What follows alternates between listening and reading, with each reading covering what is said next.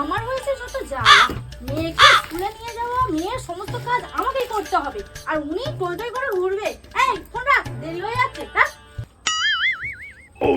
গো, কোথায় যাচ্ছ? ন্যাকা ষষ্ঠী, দেখতে পাচ্ছ না আমি কি এই বয়সে স্কুলে যাচ্ছি নাকি? মেয়েকে স্কুলে দিতে যাচ্ছি। আর বলছি মা বাবা আসছে তো, রান্না হবে। কি আর হবে, ঝোল ভাত হবে। বলেন কি? এই গরমে এমনিতেই বয়স বাড়ছে। চল চল চল। ভাবলাম এতদিন পর শ্বশুর শাশুড়ি আসছে, একটু ভালো কিছু খাওয়া দাওয়া হবে। আমার মা বাবা হ্যাঁ, এই মানা, তোকে আজকে আর স্কুলে যেতে হবে না। শোনো না কি বলছি। কি বলছি? আরে কি খুশি, বস বস বস।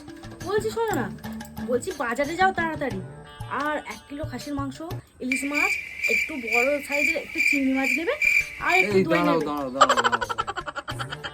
গরম পড়েছে, ঝোল ভাতি হবে, আমি আনাজ এনে দিচ্ছি। আর কিছু হবে না। শোনো না, না, ওসব কিছু হবে না। আরে শোনো না। না, ওসব কিছু হবে না, আমি বাজারে যাবো।